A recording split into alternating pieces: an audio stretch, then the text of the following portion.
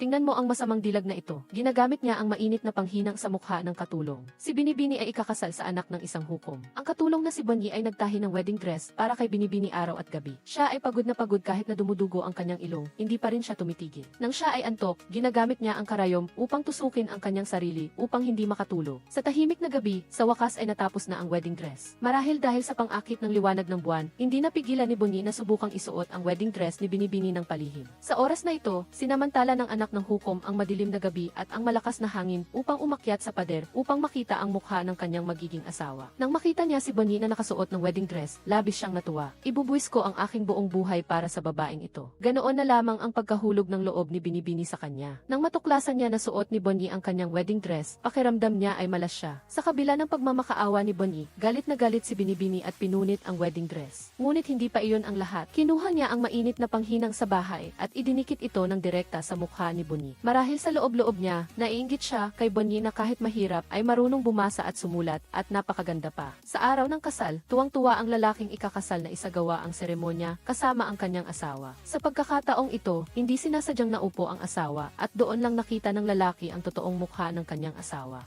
Ngunit ang nakagulat sa kanya ay hindi ito ang babaeng nakita niya. Nang gabing iyon, lumingon siya at naghanap sa gitna ng mga tao. Sa wakas, nakita niya si Bonnie na may sunog sa mukha, ngunit kinailangan niyang itago ang kanyang sama ng loob. Natural, hindi alam ni Binibini na ganoon ang nararamdaman ng kanyang asawa kay Bonnie. Dahil hindi siya kasing talino at kasing galing ni Bonnie, dinala pa rin niya si Bonnie sa bahay ng asawa niya. At sa ganoong paraan, nagsimulang tumira sa isang bubong ang binata kasama ang babaeng inibig niya. Madalas na pinupuri ng mga tao ang katulong na sumama kay Binibini na napakagaling magluto at marunong pang magbasa at magsulat. Nang mga panahong iyon ang binata, doon niya lang nalaman kung ano ang nangyari kay Bonnie noong gabing iyon. Nakita niya ang mukha ni Bonnie na may nana pa rin at labis siyang nalungkot. Tinanong niya kung masakit pa ba ito, pagkatapos ay sinabi niya kay Bonnie na pumunta sa butika sa palengke para kumuha ng gamot. Napakabisa ng panggamot sa paso sa butikang iyon at sinabi niya na ipapahanda na niya. Ngunit hindi niya inaasahan na ito ay magdudulot ng problema kay Bonnie. Nakita ni Binibini si Bonnie na may ipinapahid sa mukha. Inakala niya na ninakaw ni Bonnie ang kanyang pulbos, kaya't pinalo niya ito ng patpat. Mabuti na lang at dumating ang binata at pinigilan siya at tinanong ang dahilan.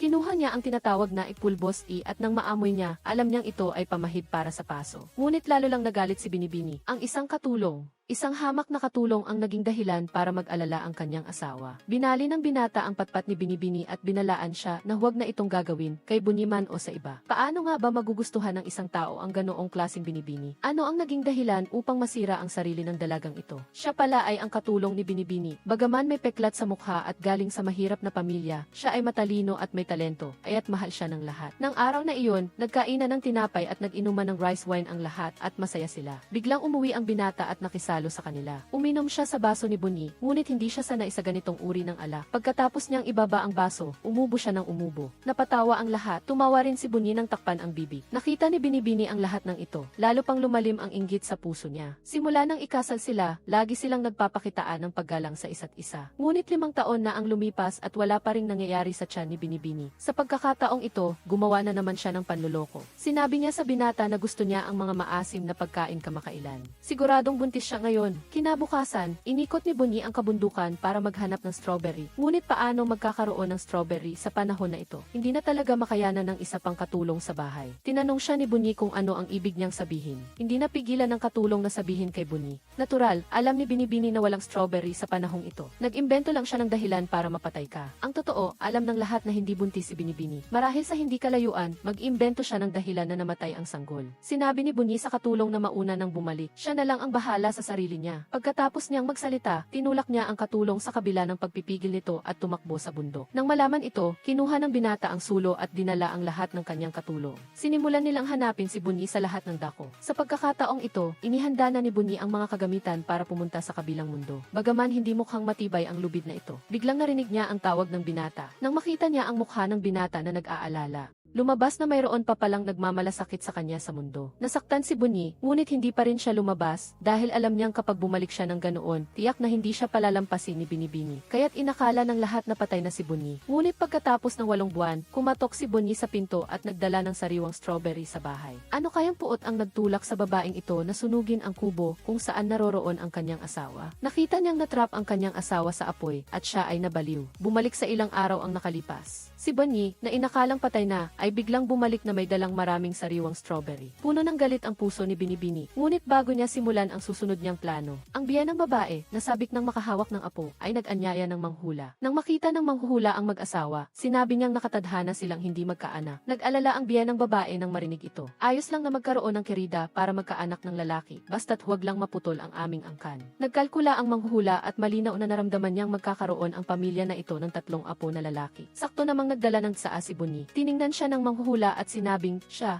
ang magsisilang ng 3 apo na lalaki, aking Binibini. Kaya't pinagsama si Bonnie at ang binata. Natupad din sa wakas ang kagustuhan ng binata. Ngunit ang tinatawag na kirida para magkaanak ng lalaki ay nangangahulugang pagkatapos niyang manganak, siya ay paalisin sa bahay. Ayaw ng binata ng ganoong katapusan. Nais niyang manatili si Bonnie sa tabi niya magpakailanman, kaya't hindi niya ito hinawakan. Magkatabi lang silang natulog para maging mainit. Bagaman pareho nilang naiintindihan ang nararamdaman ng isa't isa sa oras na ito, walang magawa ang kapalaran. Sa kabilang banda, nakatayo si Binibini sa labas ng kwarto, nakatingin sa patay na ilaw. Umapoy ang galit sa kanyang puso. Nagpaplano rin siya ng malaking sabuatan. Di nagtagal, isang malaking sakuna ang dumating sa pamilya. Napatunayang sumasamba sa Katolisismo ang binata, kaya't ipinatapon siya sa disyerto. Nasa panganib ang lahat ng tao sa bahay. Kaya naman, napagkamalang si Binibini si Bonnie at dinakip. Malupit siyang pinahirapan.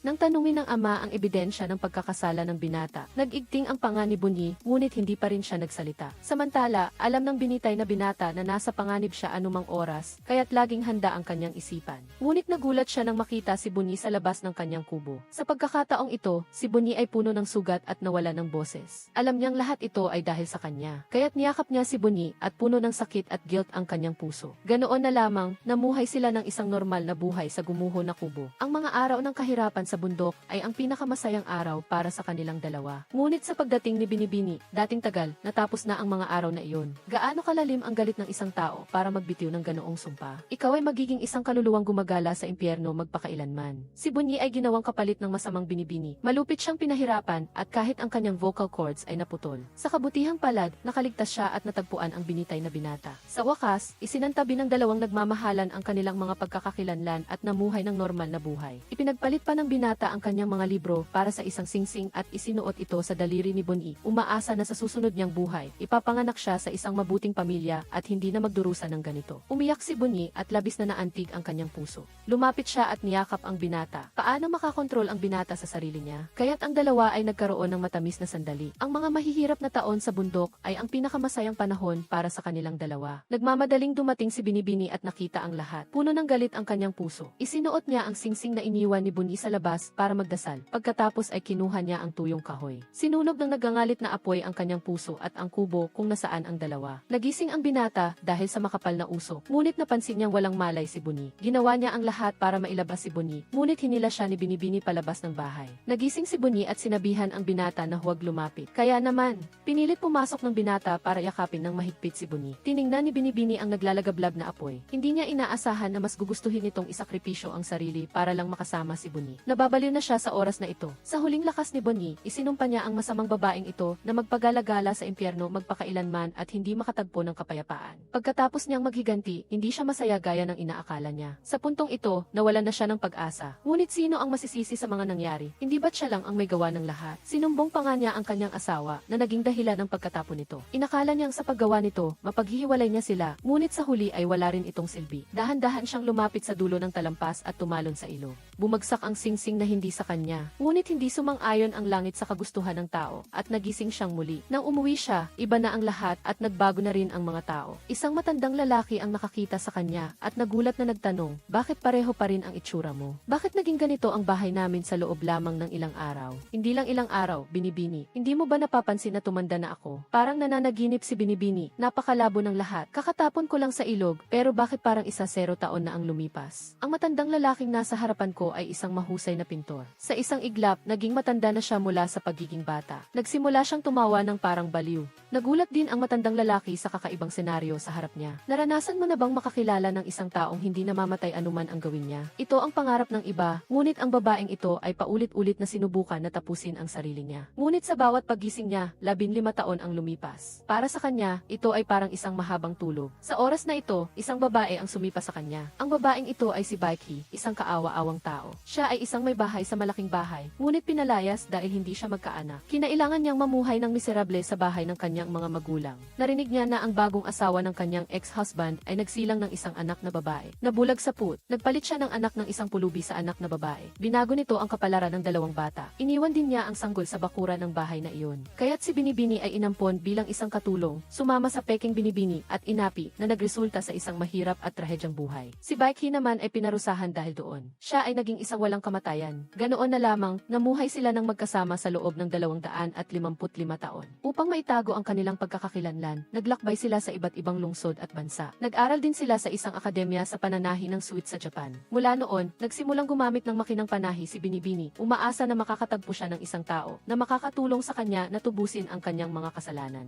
Magtatahi siya ng 1,000 damit para sa kanya upang matubos ang kanyang mga kasalanan. Ngunit si Sharon ay nananabik pa rin sa kanyang asawa. Ang pinakamimiti niya ay mahanap ang kanyang asawa at maibalik ang kanilang relasyon. Samantala, si Becky ay nangangarap na mamuhay ng normal, na may kapanganakan, katandaan, sakit at kamatayan tulad ng isang ordinaryong tao. Ito ay isang matagumpay at mayamang lalaki. Nagmaneho siya ng isang mamahaling sports car patungo sa isang mataas na sinaunang kastilyo. Ang kanyang mga negosyo ay nasa buong mundo. Ang mas kakaiba pa, lahat ng kanyang mga kakumpetensya ay nawawala ng walang eksepsyon. Ngunit palagi siyang may alibi. Walang nakakaalam na ang lalaking ito ay may trahedyang nakaraan. Ang pangalan niya ay Suho. Namatyagan niya mismo kung paano sinunog ang kanyang ama. Simula noon, siya ay naging ulila at inampon ng ama ni Hera. Dahil dito, nakilala niya ang isang taong masayahin na tulad ni Hera. Ngunit nagbago ang buhay ni Hera pagkatapos ng kanyang pag-alis. Hindi nagtagal, bumagsak ang pamilya ni Hera at pumanaw ang parehong magulang niya. Naging ulila siya at mula noon ay hindi na siya matagpuan. Palaging hinahanap siya ni Suho. Sa ngayon, nararanasan ni Hera ang pinakamahirap na panahon sa kanyang buhay. Sinampal siya ng isang galit na customer dahil nakita ng asawa nito ang impormasyon sa pag-book ng hot spring hotel na ipinadala sa kanya. Dahil walang mapagbuhusan ng galit ang customer, si Hera ang naging biktima. Isa pang sunod-sunod na pangyayari, nakipagkita siya sa kanyang nobyo, isang prosecutor, para dumalo sa party ng isang kaibigan. Ngunit nalaman niyang isa pala itong manloloko na nagnanakaw ng pera sa mga babae. Ngunit ako ay mahirap. Ano ang nanakawin mo sa akin? Dahil naawa ako sa iyo. Naaawa, lahat ng bagay tungkol sa iyo ay nakakaawa. Nang sabihin ni Hera na gusto niya ito, sinabi ng lalaki na hindi mahalaga kung hindi siya isang prosecutor. Nang makita ng lalaki na mahirap siya, pinayuhan pa niya na kung mayaman na binata ang manliligaw sa iyo, layuan mo na lang siya. Talagang kakaibang lalaki. Nagalit si Hera, binaligtad ang lamesa at umalis. Ngunit hindi pa tapos ang kanyang kalbaryo. Pagbalik ni Hera sa inupahang bahay, pinapaalis siya ng may-ari dahil kinuha na pala ng tiyahin niya ang buong deposit at humiram pa ng pera para bumili ng isang bahay na hindi maayos ang pagkakagawa at mukhang malapit ng gumuho. Paano ka nabuhay nitong mga nakaraang taon? Bakit mo naman ako ginaganito? Noong bata pa siya, bumagsak ang kanilang pamilya at parehong pumanaw ang kanyang mga magulang. Nagtrabaho siya ng walang tigil para kumita ng pambayad sa matrikula. Hindi naging madali ang makahanap ng taong gusto niya, ngunit nalaman niyang isa itong manloloko at ngayon naman, nawala lahat ng pera niya dahil sa tiyahin niya. Naramdaman ni Hera na hindi na siya mabubuhay pa at gusto niyang isama ang tiyahin niya sa kanilang mga ninuno. Si Hera ay nalulungkot at naglalakad ng mag-isa sa malamig na gabi. Kahit anong pagsisikap niyang mabuhay, nananatili siyang miserable. Umupo siya sa sofa, malungkot at umiiyak ng mapait. Pero dahil sa gamot, antukin siya at nagkaroon pa ng mga halusinasyon. Nakita niya si Suho na nakatayo sa harap niya at tinatawag siya. Sa sandaling iyon, isang malakas na hangin ang umihip at isang pahayagan ang tumabon kay Hera. Ngunit ang kakaiba, biglang nawala ang mga nakasulat sa pahayagan at may kumikislap na pulang ilaw. Isang kulay violet red na jacket ang isinuot kay Hera. Naalala niya na minsan ay naging masaya rin siya. 14 na taon na ang nakalilipas. Noong Pasko, gumawa ang kanyang ina ng isang customized na wool jacket para sa kanya. Ngunit dahil sa biglaang pagkamatay ng kanyang mga magulang, hindi niya nakuha ang jacket na iyon. Nagising si Hera mula sa panaginip at dahil sa malakas na ideyang iyon, ginamit niya ang malabong alaala sa kanyang panaginip para hanapin ang lokasyon ng tindahan. Talagang natagpuan niya ito at mas nakakagulat pa, nakilala siya ng may-ari ng tindahan. Tinanong siya ng may-ari, bakit naging miserable ang isang mayaman na babae na tulad mo? Naalala pa ng may-ari ang kulay violet na wool jacket na dinisenyo para sa kanya at inalagaan pa ito ng husto. Maging si Hera ay hindi makapaniwala nang isinusuot niya ang jacket at nagulat siya dahil saktong-sakto ito sa kanya. Nakita ng may-ari na marumi ang mukha niya, kaya kinuha nito ang panyo at inayos ang kanyang hitsura. Agad na lumabas ang napakagandang si Hera sa salamin. Napakaganda talaga niya. Maging si Hera ay hindi makapaniwala sa nakita niya. Ngunit Ngunit hindi napansin ni Hera na namumula ang mga mata ng may-ari. Sa daan pa uwi, tinanong niya si Hera kung bakit gusto niyang mamatay. Sumagot si Hera na wala na siyang dahilan para mabuhay dahil ang buhay niya ay lubos na miserable. Ngunit mayroon pa ring interesadong tao sa kanya. Walang pag-aalinlangang sumang-ayon si Hera. Simula noon, naganap ang mga himala. Nang pumunta si Hera sa trabaho kinabukasan, nalaman niya na ang kliyenteng nanampal sa kanya kahapon ay naaksidente sa trapiko at hindi na makakagawa pa ng gulo. Nang pumila si Hera para sa tanghalian, naanunsyo na naubos na ang pinakasikat na pagkain, ang pork belly. Ngunit pagdating ng hapon, lahat ng kasamahan niya ay nagkasakit pagkatapos kumain ng pagkain na iyon. Tanging si Hera lang ang walang nangyari. Ang pagkakataong makapunta sa ibang bansa ay napunta kay Hera. Kaya, sinimulan ni Hera ang kanyang unang paglalakbay sa ibang bansa na parang isang panaginip. Sa ganoong paraan, nakita niyang muli ang kanyang kapatid na si Suho. Naniniwala ka ba? Ito ay isang mahiwagang jacket. Kapag isinuot mo ito, magbabago ang iyong buhay. Isang sandali pa lang, niloko siya ng isang masamang tao at nawala lahat ng pera niya dahil sa tiyahin niya. Naisip pa ni Hera na magpakamatay. Ngayon, may pagkakataon na siya na makapunta sa ibang bansa at aksidenteng nahuli sa kamera ng mayaman at gwapong lalaki na ito at nakilala ang kanyang kapalaran. Paano naman si Suho? Hindi niya inasahan na ang taong lagi niyang hinahanap-hanap ay magpapakita sa kanyang harapan sa ganoong paraan. Pilit siyang tumalikod para kumalma. Inakala ni Hera na si Suho ay ang photographer na gusto ng kanyang kumpanya na makatrabaho. Inisip niya na kapag naging close sila, tutulungan siya nito na kumuha ng magagandang art photos. Inalala ang sinabi ng kanyang kasamahan, sinadya niyang maghanap ng mga topic para magkunwaring maging close sila. Pinigil ni Suho ang magulong damdamin sa kanyang puso at nagkunwaring kalmado habang humihingi ng passport ni Hera. Kahit medyo nalito si Hera, ibinigay pa rin niya ito sa kanya. Hindi syempre nakilala ni Hera na ito ang kanyang kapatid na si Suho dahil noong bata pa siya, may peklat si Kuya Suho sa mukha. Sa ganoong paraan, sinimulan nila ni Suho ang kanilang 5 oras na photoshoot trip. Mukhang totoong photographer si Suho.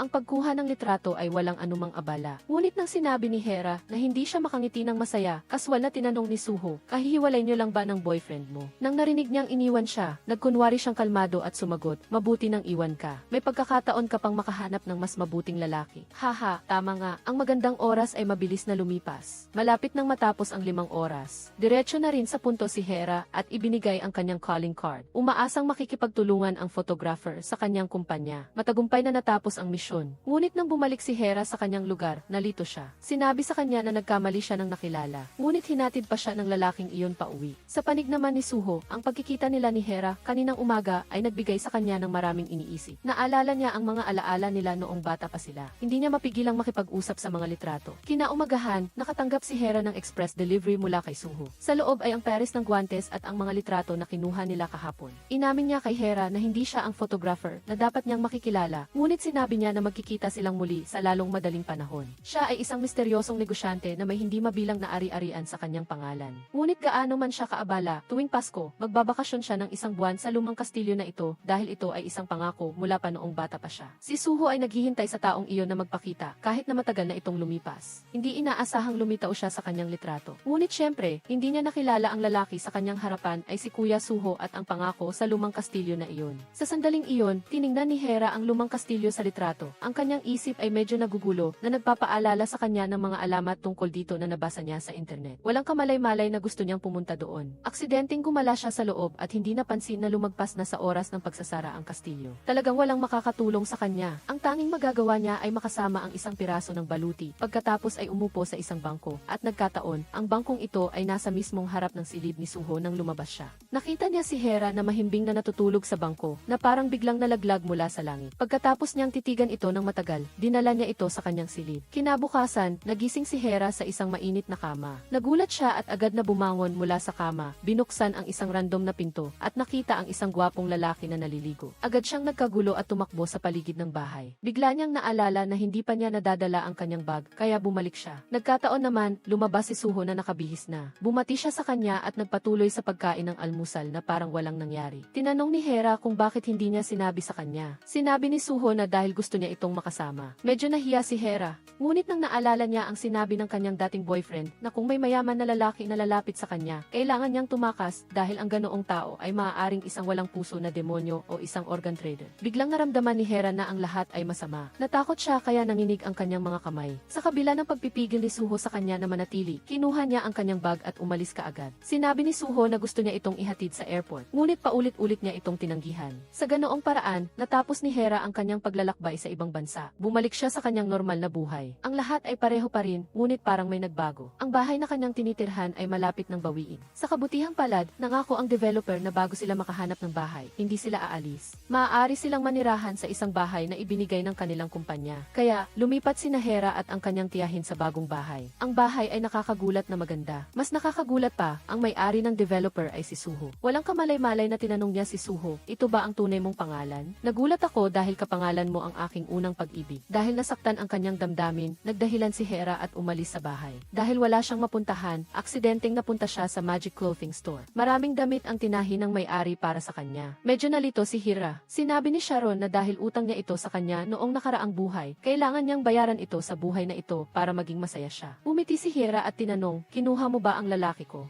Ngunit sinabi ni Sharon na dapat ay kabaliktaran. Kaya sa buhay na ito, kukunin niya ang lalaki ni Hera. Akala ni Hera ay nagbibiro lang si Sharon. Hindi niya inaasahan na nang nag-text ang kanyang dating boyfriend sa kanya. Nagpakita si Sharon ng interes at tiningnan pa ang kanyang mga litrato. Ngunit ang mga naunang litrato ay nabura na ni Hera. Isang bagong litrato lang ang natitira, kung saan ang masamang lalaki ay nagpapakita ng kanyang mga kalamnan. Hindi malinaw ang mukha, ngunit nakita ni Sharon na inilagay ang kanyang kamay sa screen ng telepono at ipinikit ang kanyang mga mata para damhin ito sa kanyang puso. Talagang maraming kakaibang bagay na nangyayari sa bawat taon, ngunit napakarami ngayong taon. Kinabukasan, sa oras ng tanghalian, pinuntahan ni Suho si Hera para magkasamang mananghalian. Pagkatapos kumain, inalok ni Suho na samahan si Hera upang tingnan ang kalye ng Hanpyeong na kanyang planong i-develop. Kasama rin ang kumpanya ni Hera sa proyektong ito. Malinaw ang intensyon ni Suho, ngunit mukhang hindi pa rin niya kayang galawin ang puso ni Hera. Ngunit naramdaman ni Hera na ang mga kaawa-awang babae na tulad niya ay hindi karapat-dapat mahalin. Natatakot siyang baka mali ang pagkakaintindi niya sa intensyon ng lalaki. Diretsong umamin si Suho sa kanyang pag-ibig. Sa kabilang dako, pagkatapos maghiwalay ang masamang ex-boyfriend, nakita niyang tuluyan nang nakalimutan siya ni Heisa, ngunit palagi pa rin niya itong naiisip. Sa pagkakataong ito, na-realize niya na talagang mahal niya si Heisa at dinala pa siya ng sariwang bulaklak para makipagkita kay Hera. Ngunit noon, hindi mo ako pinahalagahan ng mahal na mahal kita. Ngayon, gagawin kitang hindi makatingin sa akin. Inabot ni Hera ang kanyang kamay at itinapon ang baukwet ng bulaklak ng 1 metro ang layo. Ganyan ang tinatawag na paghihiwalay sa ex-boyfriend. Pagkatapos tanggihan ang masamang lalaki, umalis si Hera ng mayabang. Ito ay isang babae na nabuhay ng higit sa 200 taon. Sa araw na iyon, umiinom siya ng kape sa kalye. Isang kotse ang pumarada sa kabilang kalsada. Naramdaman ng babae ang isang kakaibang aura. Biglang isang malakas na hangin ang dumating. Tiningnan niya ang lalaki sa kotse sa tapat niya. Hindi ba ito ang lalaking minamahal na hinintay niya ng higit sa 200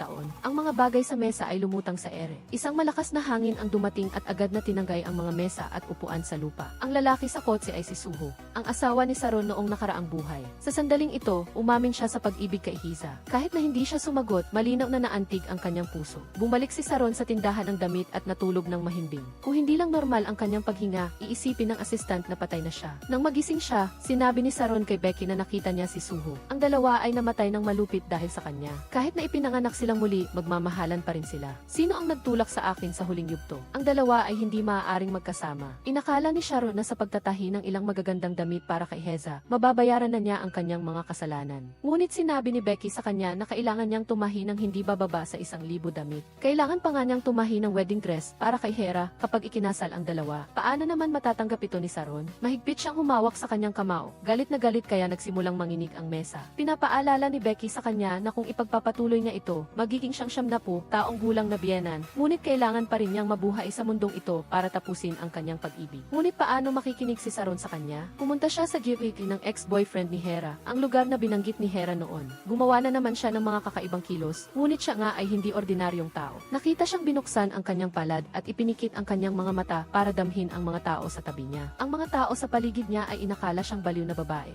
Bumalik si Sharon sa tindahan at biglang naramdaman ang lamig sa buong katawan. Hindi niya alam kung dahil ba sa sobrang paggamit ng lakas o dahil naamoy niya si Suho. Muli siyang natulog ng mahimbing kaya't nawalan siya ng pagkakataon na makita si Suho. Si Suho ay abala sa pagpaplano ng kanyang Hanpyeong neighborhood. Sa araw na iyon, nakipagkita siya sa isang may-ari ng lupa. Ngunit nang makita niya ang dumating, naramdaman niya ang pamilyaridad. Pagkatapos, ang lahat ng ginawa ni Suho ay naging maayos. Naging paborito siya ng Diyos at nakita niya muli ang isang lumang kakilala. Medyo nasasabik si Suho. Hindi niya mapigilang yakapin ang tiyahin na nag-udyok sa kanya noong bata pa siya, ngunit medyo kakaiba ang paraan ng pagsasalita ng tiyahin. Akala ni Suho ay nagbibiro si Becky. Ngunit ang mga bagay na nangyayari sa kanya ay mahirap intindihin, napakaswerte hanggang sa nakakatakot. Ngunit habang nag-uusap silang dalawa, biglang may kumatok sa pinto ang isang babae. Alam ni Becky na si Saron iyon. Hindi niya maaaring hayaang makita ni Saron si Suho, kaya sinenyasan niya si Suho na manahimik. Ngunit biglang may kakaibang nangyari. Paano kaya ang pakiramdam na lumitaw sa harapan mo ang asawa mo na hinintay mo ng mahigit 200 taon? Sa sandaling iyon, nag-iimpake si Saron dahil madalas siyang managinip tungkol sa kanyang nakaraang buhay kamakailan at binabagabag siya ng masasamang panaginip kaya't nararamdaman niyang hindi siya komportable. Mula nang makilala ni Becky si Suho, alam niyang hinahabol ito si Heza. Hindi niya gustong maging sagabal si Saron sa kanila kaya't iminungkahi niyang magbakasyon silang dalawa.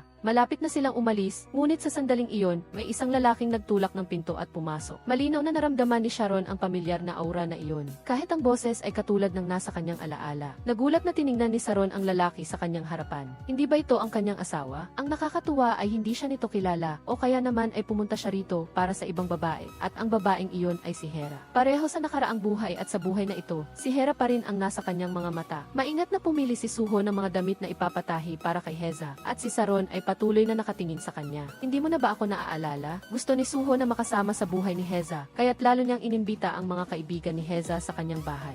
Sa party, masayang nag-uusap ang lahat. Ikinuwento ni Suho na mayroon siyang malaking peklat sa kaliwang bahagi ng mukha niya noong bata pa siya dahil sa paso na inalis sa pamamagitan ng operasyon. Nagkusa ba siyang mag-share? Tulad ng inaasahan, agad na nakilala ni Hera na ito ang kanyang kapatid na si Suho. At nagbahagi pa si Suho ng isa pang nakakagulat na balita. Bumalik siya para kay Hera. Pagkamatay ng aking ama, inampun ako ng ama ni Hera. Ako ay isang ulila na may peklat sa mukha. At syempre, ginamit ako ng ama ni Hera bilang isang kapaki-pakinabang na kasangkapan. Sa isang banda, gusto niyang lumikha ng imahe ng isang mabait na negosyante. Sa kabilang banda, para sa kanyang anak na babae, ako ay isang kasangkapan na makapagpapasaya sa kanya. Hindi makatiis si Hera, kaya umalis siya sa upuan. Kaya pala umalis si Suho noon ay may dahilan. Noong panahong iyon, lalo pang naging malapit ang relasyon niya kay Hera. Noong bata pa si Hera, sinabi niya pa na gusto niya siyang pakasalan. Nakita ng ama ni Hera ang lahat ng ito. Pinagalitan niya si Hera. Ang pangunahing layunin ng pag-ampon kay Suho ay para malaman ni Hera kung gaano siya kasaya at hindi para mamuhay silang dalawa ng ganito. Nakita ni Suho na nakatayo lang si Hera doon na walang imik at nakaramdam siya ng matinding kalungkutan. Sa loob-loob niya, hindi niya maiwasang sisihin si Hera at umasa siyang mawawalan din siya ng lahat. Sa sandaling ito, nakilala niya si Becky. Inaliw siya ni Becky at sinabing simula ngayon, matutupad na ang lahat ng kanyang mga hiling.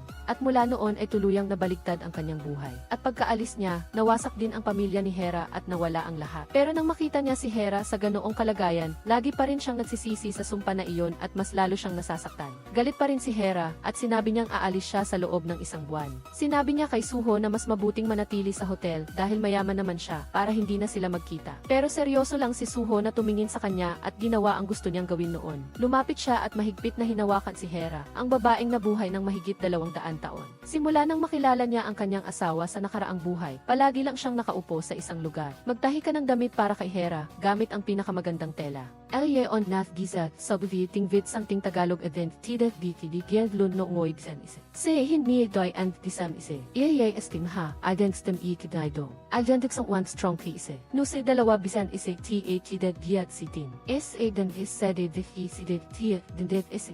Yu jumbay, mo huichul, go kang hi, yu juyaong, kong gilho, hiu jai kyung, chachaiso, wang jaeha, hong shilra, kang min a, gumiran, go junpil, choi jaejin, kim hiyang, kim buhyun, kim yang jai, Sang-su, Jo Sung-gab, Choi Moo-sok, Bai Jong-won, Huichul's father, Priest, Hyo Bang-su, Yun-su's father, Jun-hee, Cho Lee-gi-si Vai-gi-fim-si Dizat o N. Bai Jumbay. Tinulak ni Hera ang pinto at pumasok at sa oras na ito, nalaman niya na ang taong palagi niyang kasama ay ang kanyang nakatatandang kapatid, si Suho. Nalaman din niya ang dahilan kung bakit bigla siyang nawala at ang bigla ang halik na iyon. Lahat ng ito ay nagdulot sa kanya ng pagkalito. Umalis siya sa bahay at bumalik dito sa hindi maipaliwanag na paraan. Ngunit nang makita niya ang kakaibang eksenang ito, marahil ay mali ang kanyang pagdating. Ngunit si Saron ay napakainit at inanyayahan siya na uminom ng isang baso bago siya umalis. Kaya't umupo ang dalawa upang mag-usap. Sadyang nagtanong si Sharon tungkol sa lalaki lalaking dinala niya sa tindahan. Hindi alam ni Hera kung gaano ito mapanganib. Sa sandaling ito, mahigpit na hinahawakan ni Saron ang kanyang kamay, pinipigilan ang magulong damdamin sa kanyang puso. Ngunit ang mga salita ni Hera ay patuloy na umalinggaw sa kanyang isipan. Biglang kumurap ang ilaw at basag na basag ang salamin na may malakas na tunog. Nagulat si Hera at akala niya ay problema lang sa paggawa ng bahay. Ngunit sa sandaling iyon, isang malakas na hangin ang umihip at umalinggaw ang boses ni Saron. Sa ganoon, nahulog si Hera sa isang koma. Kinaumagahan, nang magising siya, akala niya ay panaginip lang ang lahat. At si Sharon sa kabilang panig, kahit anong tawag niya ay hindi pa rin magising. Akala niya ay epekto lang iyon ng pag-inom nilang dalawa ng alak kagabi, kaya hindi niya ito masyadong pinansin. Si Hera ay hindi umuwi buong gabi, kaya nag-alala si Suho buong gabi. Maaga siyang pumunta sa kumpanya ni Hera, nagdala sa kanya ng cellphone at isang set ng damit na pamalit. Gustong-gusto kita. Siya si Hera. Nang marinig ni Saron na naghalikan na sina Hiza at Suho, kahit anong pilit niya na magpigil, galit pa rin siya nang hindi sinasadya. Pagkatapos, nahulog siya sa isang malalim na tulog. Nang magising siya, umaga na. Nakita niya ang basag na salamin at alam niyang gawa niya iyon. Hindi niya maintindihan kung bakit, pero sinabi niya kay John Bok na gusto niyang maging mas maganda. Pagkatapos, hinila niya si John Bok sa harap ng salamin at tinanong kung sino sa kanila ang mas maganda. Nabuhay ng mahigit 200 taon, kahit ang mayabang na si Saron, minsan ay nakakaramdam din ng kawalan ng tiwala sa sarili. Nang tingnan niya ang sarili sa salamin, biglang nagkaroon siya ng masamang balak. Sa loob ng phone booth, diniyang ni Saron ang numero ni Suho. Ngunit nang marinig niya ang boses ni Suho, agad niyang ibinigay ang telepono sa matandang babae na kumukolekta ng basura sa tabi niya. Sinabi ng matanda na nakakita siya ng isang babaeng walang malay. Dahil may business card ni Suho sa wallet ng babae, tinawagan niya ito. Pagkatapos, napaupo si Saron sa phone booth na may masakit na ekspresyon. Naisip niya na dadating si Suho sa kanya at bubuhatin siya. Ngunit sa totoo lang, may tunog ng sirena ng ambulansya. Pagkatapos, dumating ang sekretarya ni Suho para makita siya at may dalawang paramedic din ito ay labas sa plano ni Saron. Agad siyang bumati at sinabing medyo nahilo lang siya at okay na siya ngayon. Si Suho naman ay papunta sa open class ni Becky. Gayon din, inimbitahan niya silang dalawa, kaya nagkita sila rito. Masiglang isinalaysay ni Becky ang kwento sa pagitan ng binata at ni B na mahigit 200 taon na ang nakalilipas. Si Hiza at Suho naman sa madla ay masayang nakikinig. Hindi nila alam na ito ay isang totoong kwento na nangyari sa kanila sa kanilang nakaraang buhay. Sa break, dumating si Saron kahit hindi siya inimbitahan. Sa ganoon, nagkita ang 4 na taong may kaugnayan mula sa kanilang nakaraang buhay. Sa hapunan, nagtanong si Hera ng isang tanong na nagpagulo sa lahat, bakit parusa ang hindi mamatay? At naisip naman ni Suho na iyon ay isang parusa dahil ang mga mahal sa buhay ay isa-isang mawawala at siya na lang ang matitirang mag-isa. Ang mga salitang ito ay tumama sa damdamin ng dalawang tao rito. Ikaw ba iyon? Parehong-pareho ka sa nakita ko noong bata pa ako. Parang wala kang pinagbago. Hindi kaya hindi ka tumatanda? 250 taon na ako. Siyempre, akala ni Hera ay nagbibiro si Sharon. Bigla siyang nagtanong, bakit Bun-e ang tawag mo sa akin? Dahil kahapon, matapos mabasag ang salamin, narinig ni Hera na tinawag siya ni Saron na Buni at ang hitsura niya noon ay tulad ng isang babae noong unang panahon. Medyo nataranta si Saron at sinabi na nananaginip lang si Hera. Kaya natapos ang hapunan sa isang kakaibang usapan. At paano naman palalagpasin ni Saron ang ganitong pambihirang pagkakataon? Nagsimula na naman siyang gumawa ng kalokohan. Inutusan niya si Suho na iunat ang kanyang mga kamay para sukatin siya para sa damit. Pagkatapos ay lumapit siya. Ang lalaking pinakahihintay niya ng mahigit 200 taon ay nasa harapan niya mismo. Kahit na hindi na siya sa kanya, paano niya siya susukuan? Gumawa siya ng dahilan na susukatin niya si Suho para sa damit. Hiniling na iunat niya ang kanyang mga kamay at lumapit siya. Medyo nahiya si Hera nang makita niya ito. Sa daan, hindi niya pinansin si Suho, pero sa huli, hindi niya napigilan ang sarili na tanungin si Suho kung paano niya nakilala si Sharon. Siyempre, hindi masabi ni Suho na lihim niyang hiniling kay Sharon na manahin ng damit para sa kanya. Iyon ay regalo na balak niyang ibigay kay Heza. Sinasabi niya lang na nagkakilala sila dahil sa trabaho. Pagkatapos ay tinanong niya si Heza kung nagsiselos ba siya. Siyempre, hindi aamin si Heza. Patuloy silang nag-away. Napilitan si Suho na iparada ang kotse sa gilid ng kalsada. Si Hera, sa pagitan ng pagtanggi at pagsang-ayon, ay pumayag na subukang makipag-date kay Suho sa loob ng isang buwan. Ang dalawang taong may damdamin para sa isa't isa ay sinimulan na ang kanilang kapalaran sa buhay na ito. Lihim na masaya si Suho, nagpanggap na kalmado at sumakay sa kotse. Nagsorry siya kay Hera dahil hinayaan niyang yakapin siya ng ibang babae. Hindi kaya sinadya niya iyon? Talagang marunong siyang umarte. Sa kabilang panig, sinisisi ni Saron si Becky dahil alam niya ang tungkol kay Suho pero hindi niya ito sinabi sa kanya. Kinumbinsi siya ni Becky na huminto na. Siya ay kay Hiza talaga at ganoon din sa nakaraang buhay. Noong una, nakatakda silang dalawa na magpakasal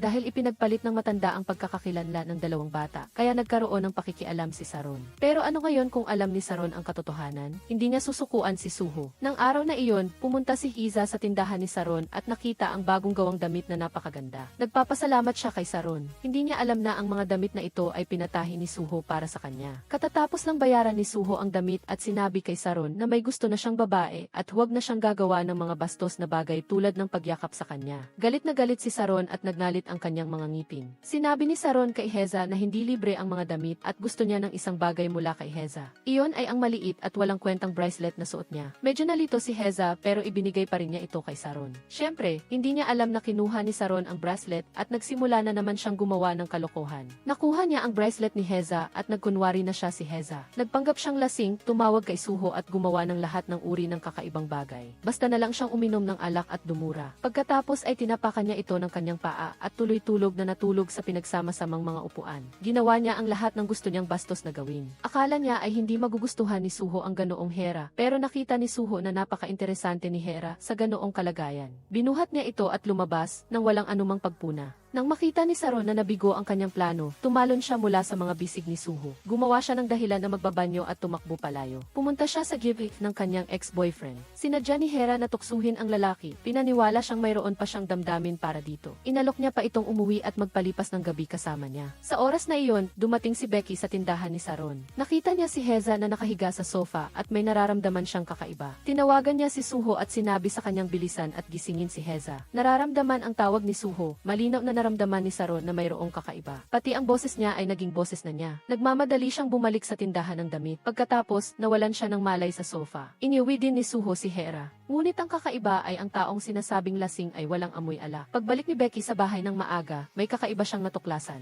Nakita niya ang salitang demonyo sa ilalim ng siyam na balon sa kanyang balikat. Nagulat siya at sinubukan ang iba't ibang paraan, ngunit hindi niya ito mabura. Alam niyang si Saron ang may kagagawa nito. Galit siyang pumunta sa tindahan ng damit ni Saron. Agad na hinubad ang damit nito at nagsimulang maghanap. Sa huli, nakita niya rin ang salitang demonyo sa ilalim ng siyam na balon sa balikat nito. Binalaan ni Becky si Saron na kung ipagpapatuloy niya ito, ang kanyang mukha at katawan ay malalagyan ng salitang demonyo sa ilalim ng siyam na balon at madadamay din siya. Ngunit si Sharon ay hindi nagsisisi at sinisisi pa si Becky. Lahat daw ito ay dahil pinalitan ni Becky ang dalawang bata. Galit si Becky at sinipa ang upuan ni Saron na nagkakahalaga ng mahigit 3 milyon won. Kaya pala si Sharon ay nagpanggap na si Hira para sirain ang relasyon niya kay Suho. Bilang resulta, lumitaw ang salitang demonyo sa ilalim ng siyam na balon sa balikat niya at ni Becky. Galit na galit si Becky. Mahigit 200 taon na ang nakalilipas, labis na nagsisi si Becky sa pagpapalit ng dalawang batang babae na didirektang naging sanhi ng malagim na kamatayan ni Bunny. Naghanap siya ng aliping marunong magpinta sa bahay at hiniling na ipinta ang buong kwentong ito para malaman ng mga susunod na henerasyon. Ang pintor ay matalik na kaibigan ni Bunny. Gumawa pa siya ng sumpa para kay Bunny na kung sasaktan ni Saron si Bunny, magkakaroon din siya ng karma. Tila ang salitang demonyo sa ilalim ng siyam na balon.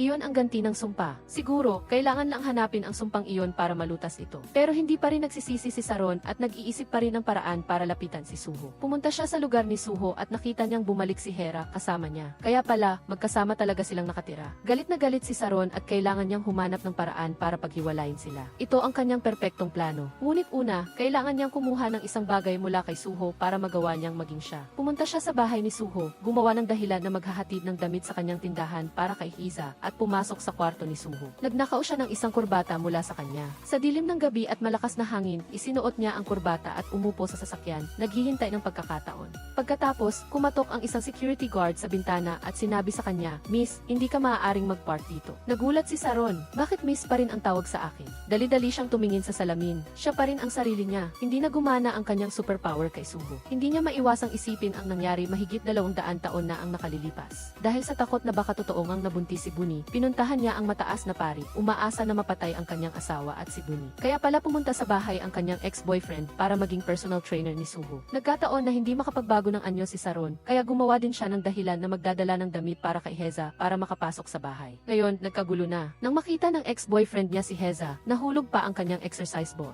Mukhang nagulat siya nang makita si Hera rito. Hindi niya inaasahan na totoo ang sinabi ni Hera na nakakilala siya ng isang mayaman at gwapong lalaki. Naisip ni Sharon na ilang araw na ang nakalipas, inakit niya ang lalaking ito gamit ang itsura ni Hera. Ibig sabihin, mayroong malabo sa pagitan ni Heza at ng kanyang ex-boyfriend. Sinadya niyang tanungin si Heza kung nagluloko ba siya. Takot na takot si Heza at patuloy na sinasabing hindi. Mabuti na lang at inalis ni Suho ang ex-boyfriend. Sa panig na ito, masiglang ipinakilala ni Suho si Hera sa personal trainer. Dali-daling tumanggi si Hera Hera dahil mayroon pa siyang trabaho na kailangang tapusin at hindi siya makapag-ehersisyo. Ngunit ang ex-boyfriend niya ay masaya pa rin. Ang pagkawala sa unang klase ay medyo kakaiba para kay Suho. Pagkatapos niyang batiin si Saron, napilitan si Heza na magsimulang mag-ehersisyo ng maihiya. Pagkatapos ng 50 squats, gumawa siya ng dahilan na pagod siya at umalis. Siyempre, hindi palalagpasin ni Saron ang pagkakataong ito. Naghintay siya sa labas hanggang sa lumabas ang kanyang ex-boyfriend. Sinadya niyang sabihin sa kanya na may damdamin pa rin si Hiza sa kanya at hinikayat siyang agawin si Hiza. Inayos pa niya ang lalaki at binigyan siya ng masusing pagsasanay. Sinabi pa niya na ang mga damit na ginagawa niya ay may kaluluwa at susundin ang kanyang kalooban. Nakakatawa talaga. Nagtrabaho pa si Saron buong gabi para manahin ng isang kamiseta at sinabi sa lalaki na ibigay ito kay Suho para sa kanya. Hindi maikakaila, ang mga damit na ginawa ni Saron ay talagang mahiwagang damit. Hindi lang alam kung matutupad ba ang kagustuhan niyang makatira sa bahay ni Suho. Noong una, may proyektong gustong makipagtulungan si Hiza kay Saron pero tinanggihan siya. Pumunta si Hiza para tingnan ang mga damit at labis na pinuri ang wedding dress na tinahi ni Saron. Sinabi pa niya na kung ikakasal siya, gusto niya ring suotin ang wedding dress na gawa ni Saron. Hindi niya napigilan ang sarili na isuot ang magandang belo ng kasal. Ngunit ito rin ang naging dahilan para magalit si Saron. Dahan-dahan siyang lumapit kay Heza. Gusto mong pakasalan si Suho, ang taong nakatira kasama mo, ha? Naisip ni Heza na kung si Suho ang pakakasalan niya, hindi masamang ideya iyon. Paano naman matatanggap ni Saron ang bagay na ito? May kakaibang naramdaman si Becky sa kabilang panig. Pagkatapos, tinaas ni Hera ang kanyang kamay upang tingnan at unti-unting lumabas ang mga demonyong sulat sa siyam na balon sa kamay na ito. Gulat na hinawakan ni Hera ang kanyang mukha at bumaling siya kay Saron na may mukhang di makapaniwala. Nakita niya na gusto siyang saktan, kaya itinulak ni Go Junbei si Saron pababa. Tumingin si Saron kay Hera na may pagdududa. Paano niya ako nagawang itulak? Siguro sa kaibuturan ng kanyang puso, iniisip niya pa ring isa lamang hamak na alila si Hera. Huwag itanong kung bakit hindi ginamit ni Saron ang kanyang superpower, dahil pareho silang nagagalit. Humingi ng tulong si Saron kay John Bok para gamutin ang kanyang sugat. Ngunit nakita ni John Bok ang mga demonyong sulat sa siyam na balon na lumabas sa kanyang braso. Natakot din si Saron, mukhang kailangan lang saktan si Hiza. Ang mga sulat na ito ay lalabas sa kanyang katawan. Bumalik si Go Junbei sa kumpanya na nasa gitna rin ng kaguluhan. Lahat ng creative ideas na binalak niya ay naunang inilabas ng ibang kumpanya. Dahil sa problema sa airline company, nagkaroon ng insidente ang flight ng isang grupo ng mga customer at kailangang makipagtulungan sa investigasyon sa lalong madaling panahon. Patuloy na tumatawag si Go Junbei at nakalimutan niyang oras na ng uwian. Nang umalis si Go Junbei sa kumpanya, nakita niyang naghihintay sa labas si Mo Huichul. Naghanda pa siya ng mainit na inihaw na chestnut na may asukal para sa kanya. Agad na nalungkot at na-overwhelm si Go Junbei. Lumapit siya at niyakap si Mo Huichul. Ang mga emosyon na naipon niya buong araw ay nailabas sa kanyang yakap. Niyakap lang siya ni Mo Huichul at hinaplos ang likod niya para aliwin siya. Nagbiro pa siya na nasusunog ang kanyang puso. Agad na sumaya si Go Junbei. Napakahusay ni Mo Huichul mang-aliw ng mga babae. Ngunit kapag tungkol sa damdamin, napakabisa rin niya. Maraming paghihirap pa ang haharapin sa hinaharap. Ngunit ayos lang dahil kasama mo ako. Ang asawang hinintay mo ng mahigit 200 taon at nagkakilala pa tayo dahil sa inyong koneksyon. Noong araw na iyon, pumunta si Baekhyong sa opisina ni Mo Huichul. Nang malaman niyang ang kalaban ng proyekto ni Mo Huichul ay si Park Junmin, ang kanyang mortal na kaaway, naghahanap din si Mo Huichul ng ebidensya at alam niyang si Park Junmin na ito ay may gusto kay Saron mula pa noong bata siya. Si Saron ang unang, ibinigay niya sa kanya ang konsepto ng pera. Si Junmin ang patunay sa kanya kung paano ibinebenta ang konsensya para sa pera, kaya't nakilala ni Mo Huichul si Go Junbei. Alam na magkikita rin sa huli sina Mo Huichul at Go Junbei. Hindi inaasahan na mangyayari ang lahat sa ganitong paraan. Lumikha ba si Saron ng karmang hindi niya matatakasan? Nag-iisip pa rin siya kung paano siya lalapit kay Mo Huichul. Samantala, dumating si Mo Huichul sa kumpanya ni Go Junbei para pag-usapan ang isang proyekto sa pakikipagtulungan. Pagkatapos, lihim siyang yumakap sa kanyang kasintahan sa napakatamis na paraan at masaya siyang bumalik sa kumpanya. Ngunit hindi sinasadya, nabangga niya ang isang kasamahan na nagdadala ng tsaa at natapon ito sa kanya. Mamaya, may napakahalaga siyang leader na kailangang makilala, kaya't isinuot niya ang jacket. Nabinigay sa kanya ng kanyang physical trainer 2 araw na ang nakalipas. Ngunit hindi niya alam na ang jacket na ito ay obra maestra ni Saron. Sa sandaling ito, pumunta siya sa opisina ni Mo Huichul bilang ang leader. Napakaganda ng shirt na ito, sabi ni Saron. Sinabi niya na pwede niyang hawakan ang issue sa lupa ayon sa kanyang gusto. Hindi siya tutol, ngunit mayroon siyang isang kondisyon. Ang bahay kung saan siya nakatira ay inaayos, kaya umaasa siya na makasama si Mo Huichul sa loob ng 1 buwan. Ito ay talagang isang nakakagulat na kondisyon. Sabi ni Mo Huichul na pwede siyang mag-book ng espesyal na hotel room para sa kanya, ngunit tinanggihan ito ni Saron. Ito lang ang tanging kondisyon para sa pakikipagtulungan, sabi niya. Sa sandaling ito, dumating din si Go Junbei sa kumpanya ni Mo Huichul para sa trabaho. Lahat ng tao, nag-uusap-usap tungkol sa kakaibang kondisyon ng amo kanina. Alam ni Go Junbei na mahalaga talaga ang proyektong ito kay Mo Huichul, kaya pumunta siya para kumbinsihin siya. Maraming bakanting kwarto sa bahay, hayaan mo na lang siyang tumira doon, sabi niya. Maghahanap ako ng kwarto na pinakamalayo kay Mo Huichul. Ito ang pinakasimpleng paraan sa ngayon at isang buwan lang naman. Sa huli, tinanggap ni Mo Huichul ang mungkahi ni Go Jumbay. Kaya, lumipat si Saron sa bahay ni Mo Huichul, gaya ng gusto niya. Lumabas si Mo Huichul sa salamin. Nang marinig niya ang mga yapak sa likuran niya, lumingon siya at nagulat. Sa totoo lang, mula nang lumipat si Saron, hindi siya tumitigil sa paggawa ng kalokohan. Hindi ito ang unang pagkakataon na umupo siya dito sa gabi.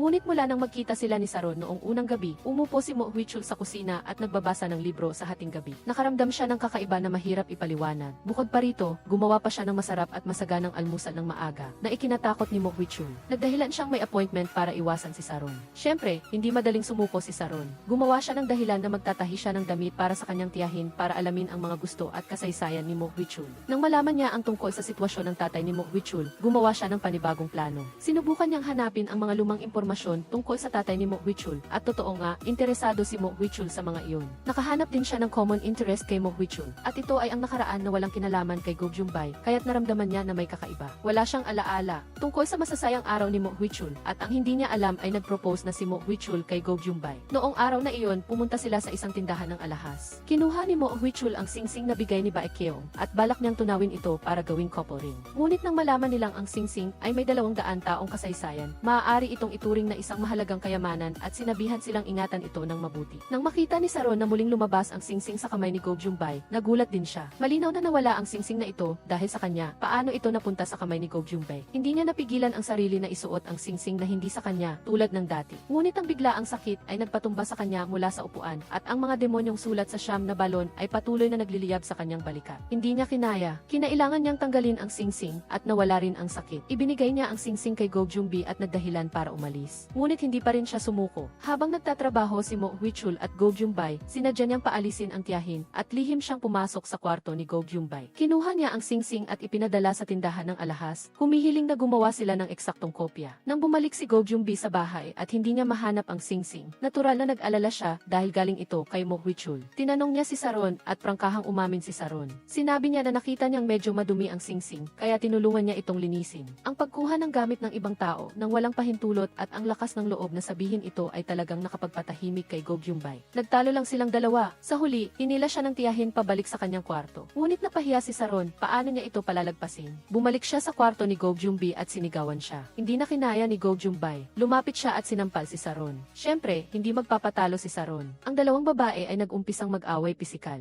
Nag-imbento pa si Saron, noong araw na naaksidente ang tatay ni Mo Huichul, nakita ko ang tatay ni Go Jumbay. Ipinahiwatig niya na may kinalaman ang tatay ni Go Jumbay sa pagkamatay ng tatay ni Mo Huichul. Sa sandaling ito, narinig ni Mo Huichul ang ingay at binuksan ang pinto para pumasok. Isang segundo bago nito, galit na galit si Saron kay Go Jumbay. Ngayon, biglang nagbago ang kanyang ekspresyon at nagkunwari siyang mahina. Tiningnan ni Mo Huichul si Go Jumbay. Walang sinabi si Mo Huichul, inalalayan niya si Saron palabas. Inakala ni Saron na pumanig na sa kanya si Mo Huichul, ngunit sinabi ni Mo Huichul sa kanya na magbubuk siya ng high-end na hotel para sa kanya at pinapaalis na siya. Sa sandaling ito, napuno ng galit ang puso ni Saron. Ang peking singsing ay mukhang totoo. Sa huli, naisuot na rin niya ito sa kanyang kamay ng walang sakit, ngunit hindi iyon ang gusto niya. Kinuha niya ang isang punyal at inutusan ang may-ari ng tindahan na tunawin ang totoong singsing at muling hubugin ito bilang isang talim. Kaya pala nag-aksaya si Saron ng napakaraming effort para lang makalipat sa bahay ni Mo Huichul. Ginawa niya ang lahat ng paraan, ngunit hindi pa rin niya nagawang makuha ang puso ni Mo Huichul.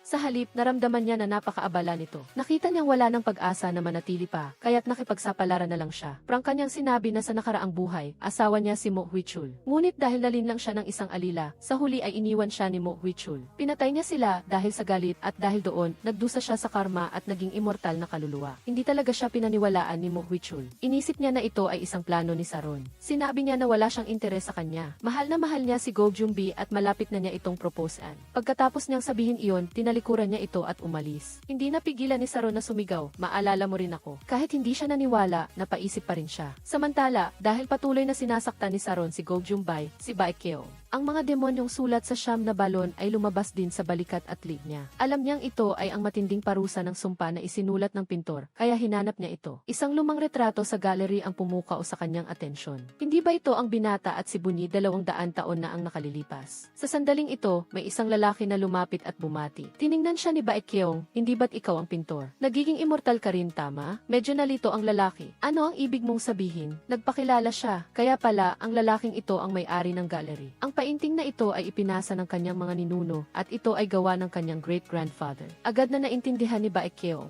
Pagkatapos ay tinanong ni Baekhyun kung may iniwan pa ang kanyang great-grandfather. Tulad ng isang librong kasing haba ng nobela at ang mga panalangin na sinasabi niya. Hiniling niya sa lalaki na hanapin ito ng mabuti. Medyo nalito ang lalaki, ngunit magalang siyang sumang-ayon at umalis. Sa sandaling ito, dumating si Mo Huichul para sa trabaho at nakita rin ang painting na ito. Walang malay siyang naakit dito. May mga eksena na lumitaw sa kanyang isipan na hindi maipaliwanag. Hindi niya alam na iyon pala ang kanyang nakaraang buhay. Sinabi rin ng kanyang mga kasamahan na ang lalaking bida sa retrato ay kamukha niya at ang babae ay kamukha ni Go Gyumbay. Nag-alok si Mo Huichul na bilhin ang painting na ito, ngunit sa kasamaang palad ay sinabihan siyang ito ay isang pamanang pamilya, kaya hindi ito maaaring ibenta. Tiningnan ni Baekhyun ang retrato at nasiyahan. Tinupad ng pintor ang kanyang pangako, ginamit ang paraang ito upang ipasa ang kwento ng binata at ni Bunyi. Ang mga panalangin ay madali ring mahahanap. Kahit na sa tingin ni Mo Huichul ay mahirap itong paniwalaan, hindi siya makapaniwala. Ngunit nang magising siya mula sa isang bangungot, pakiusap, alalahanin mo ako. At iyon pa ang pinakamasayang sandali niya dahil kagabi ay nagpropose siya kay Go Gyumbay, mahal. Handa na silang dalawa na magsimula ng isang bagong kabanata sa kanilang buhay. Kaya, masaya si Mo Huichul at hindi niya pinansin ang iba pang mga bagay at pinayuhan lang si Go Gyumbi na bawasan ang pakikipag-ugnayan kay Saron sa hinaharap. Sa panig naman ni Saron, mula nang umalis si Saron sa bahay ni Mo Huichul, nagsimula siyang gumawa ng mga shirt at ginamit ang tiyahin para ibigay ang mga ito kay Mo Huichul. Anong obsession ang ipinahiwatig ni Saron dito? Marahil umaasa siya na maaalala siya ni Mo Huichul at mamahalin siya. Ngunit mula sa tiyahin, nalaman niyang malapit ng ikasal si Mo Huichul at Go Gyumbay. Agad siyang nakaramdam ng sakit. Pakiramdam niya ay dinudurog ang kanyang puso at hindi niya ito makayanan. Ngunit ito rin ang kanilang pagkakataon na magbayad sa kanilang mga kasalanan.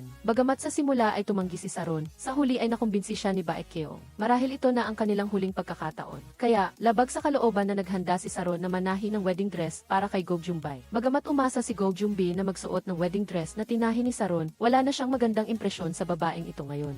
Kasama pa si Saron. Bukod pa rito, nag-order na si Mo Huichul ng wedding dress para sa kanya. Sinubukan na rin ni Go Gyumbi ang damit at napakaganda nito, kaya nang mag-alok si Saron na tahian siya ng wedding dress, agad siyang tumanggi. Ngunit sinabi ni Saron na nagkagusto siya kay Mo Huichul noon, ngunit ngayon ay binitawan na niya ito. Umaasa siyang matatahin niya mismo ang wedding dress para sa nobya ni Mo Huichul. Anong kakaibang dahilan ito? Sinabi ni Go Gyumbi na hindi niya ito tatanggapin, ngunit mukhang hindi susuko si Saron. Sa panig ni Mo Huichul, kamakailan lang ay madalas siyang bangungutin, madalas siyang nagigising sa gitna ng panaginip at nagkakaroon pa siya ng mga hallucination habang nagtatrabaho. Hindi niya kayang harapin ang sitwasyon, kaya humingi siya ng tulong kay Baekhyun. Inaliw siya ni Baekhyun at sinabing si Saron ay isang may sakit sa pag-iisip. Sinabi niya kay Mo Huichul na huwag na lang pansinin ang sinabi ni Saron. Ngunit ang kwento na ikinuwento ni Baekhyun tungkol sa binata at kay Bunyi, palaging nararamdaman ni Mo Huichul na parabang naranasan na niya ang lahat ng iyon, kaya't hindi niya ito maalis sa kanyang isipan. Kung ganoon na rin lang, prangkahan na ring sinabi ni Baekhyun, ang babaeng may paso sa mukha at si Mo Huichul na may paso rin sa mukha, ito ba ay isang tadhana? Ngunit nang bumalik si Mo Huichul sa bahay, may kakaibang nangyari. Nakita niyang binali ng tiyahin ang ulo ng mop at hinampas sa isang upuan na lumulutang sa ere. Nabasag ang upuan ng husto. Natakot ang lalaki sa tabi niya. Pagkatapos ay binali ng tiyahin ang stick at nahati ito sa dalawa. Pagkatapos nito, mas naging malupit pa siya.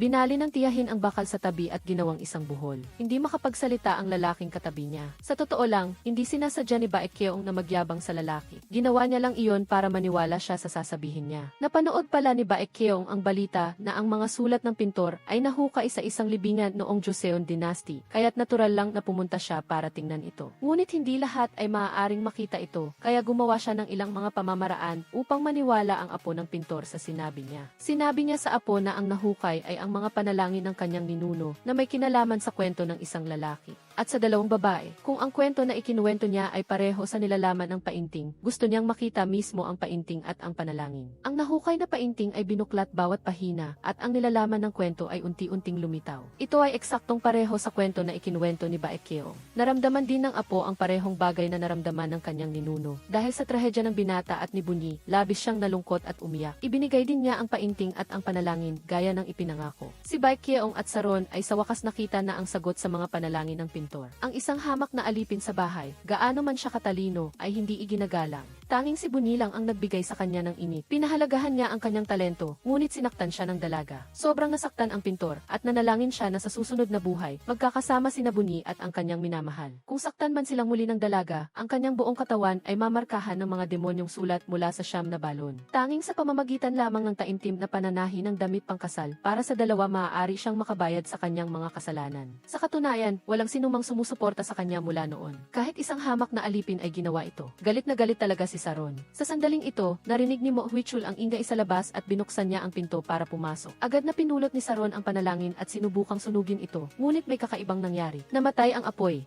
Pagkatapos, naramdaman ni Saron ang matinding sakit sa kanyang balikat at braso, at agad siyang nanalangin kay Ra. Ang marka ng demonyo sa ilalim ng Nine Springs ay biglang nag-apoy, at nagsimula siyang sumigaw sa sakit. Nang makitang umiiyak si Saron sa sakit, nais ni Suho na lapitan siya upang aliwin, ngunit nang tumama ang kanyang kamay sa likod ni Saron, agad siyang huminto dahil sa init. Tumingin siya kay Becky nang may pagdududa, at nakita lamang niya itong nagdarasal ng taimtim. Si Saron naman ay walang humpay na nananalangin. Pagkatapos, isang himala ang nangyari, tumigil ang pag-iyak ni Saron. Dahan-dahan siyang tumingala, ngunit lumabas muli ang marka ng demonyo sa ilalim ng Nine Springs sa kanyang pisngi. Nararamdaman din ni Saron ang kakaibang tingin sa kanya, at subconsciously ay kinuha niya ang salamin. Hindi siya makapaniwala nang makita ang marka sa kanyang pisngi, at dali-dali siyang umalis. Dahan-dahang hinila ni Becky ang manggas ng kanyang damit, at nakita niyang nabura na ang marka ng demonyo sa kanyang braso. Malinaw na nabawi na ang sumpa sa kanya. Sinabi ni Becky kay Suho na totoo ang mga kwento sa libro, at ito ay tungkol sa kanilang nakaraang buhay ni Heza. Umaasa siyang papayag si Suho na tahiin ni Sharon ang kanilang wedding gown upang maalis ang sumpang ito. Siyempre, ayaw ni Suho, ngunit kilala na niya si Becky ng mahigit 200 taon at siya rin ang may kasalanan. Lumuhod si Becky upang magmakaawa kay Suho, umaasang pagbibigyan niya ang kanyang hiling dahil sa araw-araw niyang pagdarasal para sa kanya. Nakita ni Suho si Becky na ganoon. Hindi nakatiis si Suho na tumanggi kaya pumayag siya, ngunit umasa siyang magiging sikreto ito kay Hija para makalimutan niya ang malungkot na nakaraan. Umuwi si Suho at nakita si Hera na natutulog sa sofa. Dahan-dahan niyang hinaplos ang buhok nito at mahigpit siyang yakap ng may pagmamahal. Sa sandaling ito, sapat na kay Suho na kasama niya si Hera, walang ibang mahalaga. Ang bangungot na gumagambala sa kanya sa loob ng ilang araw ay natapos na. Ang lahat ay tila masaya. Para kay Saron, ang tanging paraan para mabura ang marka sa kanyang mukha ay ang pagtatahi ng wedding gown ni Suho at Hija. Wala na siyang magagawa kundi tanggapin ang katotohanan ito. Nang matapos ang wedding dress, nabura rin ang marka. Ngunit paano naman ang buhol sa kanyang puso? Talaga bang tuluyan na siyang sumuko? Sa simula, pumayag si Suho sa hiling ni Becky na isuot ang wedding gown na dinisenyo ni Sharon upang matulungan si Sharon na mabawi ang kanyang mga kasalanan. Hindi niya inaasahan na paglingon niya, nakita niya si Sharon na suot ang wedding gown ni Hera at lumalabas. Tinanong niya si Suho kung bakit hindi niya makuha ang pagmamahal nito at kumuha siya ng punyal at sinabihan si Suho na patayin siya. Sa harap ng ganitong kilos, hindi makapagsalita si Suho. Ngunit hindi pa rin tumigil si Sharon at hiniling niya kay Suho na yakapin siya sa huling pagkakataon. Sa sandaling ito, ayaw na ni Suho na magkaroon ng anumang kinalaman sa baliw na babaeng ito. Matapos tumanggi, tinalikuran niya ito at umalis. Muling nagkaroon ng baliw na ideya si Sharon na patayin si Suho. Kinuha niya ang punyal na maisingsing na 200 taon na ang tanda at sinaksak sa dibdib ni Suho. Nakita ang gulat na mukha ni Suho, malupit siyang tumalikod at umalis. Biglang nakaramdam ng sakit sa dibdib si Becky at dali-dali siyang pumunta sa tindahan ni Sharon. Ngunit nakita niya si Suho na nakahiga sa isang tumpok ng dugo. Halos gumuho siya. Inabot ni Suho ang kanyang kamay upang bunutin ang punyal. Ngunit isang kakaibang bagay ang nangyari. Isang sinag ng gintong liwanag ang nagpatalsik kay Becky. Pagkatapos, kusang lumabas ang punyal sa kanyang dibdib. Matapos ang operasyon sa puso sa ospital, ligtas na si Suho. Kahit ang doktor ay nagulat dahil huminto ang puso ng pasyente dahil sa labis na pagkawala ng dugo. Ngunit hindi mahanap ang lokasyon ng sugat. Hindi inaasahan ni Sharon na hindi pa lumabas si Suho, kaya lihim siyang pumasok sa ospital. Ninakaw niya ang salamin ng doktor at nagpanggap na doktor upang pumunta sa silid ni Suho. Kinuha ni Sharon ang unan sa tabi at dahan-dahang lumapit kay Suho. Ngunit nang malapit na ang unan kay Suho, biglang isang gintong liwanag ang tumama sa kanya at bumagsak siya sa sahig. Nagulat din si Suho at biglang nagmulat ng mata. Dahil walang pagkakataon, mabilis na isinuot ni Sharon ang salamin at nagpanggap na doktor at dali-daling lumabas. Nagising si Suho at lahat ay normal pa rin, mas komportable pa nga ang kanyang katawan kaysa dati. Ngunit nakalimutan niya kung bakit siya nasa ospital. Ang hindi niya alam, si Becky mismo ang nagbura ng kanyang alaala. Pumunta siya sa bahay ni Becky at narinig niyang pinapagalitan ni Becky si Saron dahil sinaktan nito si Suho. Nakita niya ang pasaporte ni Saron sa mesa at nalaman niya kung ano ang nawawala niyang alaala. Gusto ba niyang tumakas? Galit niyang pinunit ang pasaporte ni Saron. Sa pagkakataong ito, dumating din si Hera upang alamin ang katotohanan. Pareho silang determinado na dalhin si Saron sa istasyon ng pulisya. Sa oras na ito, masakit din ang nararamdaman ni Saron, ngunit hindi niya pa rin maintindihan kung ano ang nagawa niyang mali. Nakita na lang siya na binuksan ang pinto ng kotse, tumakbo papunta sa overpass at tumalon. Marahil gusto niya talagang mamatay. Kung gayon, malaya na siya. Ngunit alam ni Becky na kahit hindi niya alam kung nasaan na siya ngayon, babalik siya pagkatapos ng 35 o 55 taon. Ito ay tulad ng pag-alaala niya sa nakaraan nilang dalawa, ngunit biglang umalinggaw ang boses ni Saron. Lumingon si Becky ngunit wala siyang nakita. Ngunit pagkatapos ng ilang araw, si Saron, na inaakalang babalik pa pagkatapos ng 15 taon, ay biglang lumitaw sa tindahan ng mga damit. Sa pagkakataong ito, hindi niya maiwasang maniwala sa tinatawag na nakaraang buhay at sa kasalukuyang buhay at na si Saron ay tunay na walang kamatayan. Ngunit tila nakalimutan ni Saron kung sino si Hera, marahil ay sinasadya niyang magpanggap na hindi niya ito kilala. Ngunit si Hera naman, natakot at dali-daling umalis. Dumating din si Becky pagkatapos niyang makatanggap ng balita. Nakita niyang mas masaya si Saron kaysa dati. Marahil ay talagang nakalimutan na niya si Suho at Hiza sa loob ng mahabang panahon. Para patuloy na mabuhay, nang marinig ni Suho ang balita na bumalik si Saron, ayaw na niyang maghintay pa. Para hindi na lumala ang sitwasyon, nagpa siya silang magpakasal ni Hija sa lalong madaling panahon. Sa araw ng photoshoot para sa kasal, ipinadala ni Becky ang tradisyonal na kasuotang pangkasal. Sa nakikita ang kanilang kaligayahan, tila bumalik na ang lahat sa simula. Inanyayahan lamang nila ang ilang malalapit na kamag-anak at kaibigan at nagdaos ng isang simple at mainit na kasal. Magkahawak kamay silang dalawa at pumasok sa isang bagong yugto ng kanilang buhay. Ang nakaraan at ang kasalukuyan ay hindi naging madali. Lumalabas na ang kaligayahan ay maaaring dumating ng huli, ngunit siguradong darating ito. Ngayon, sa wakas ay ikakasal na ako. Kayo na narito ngayon ang aking mga saksi.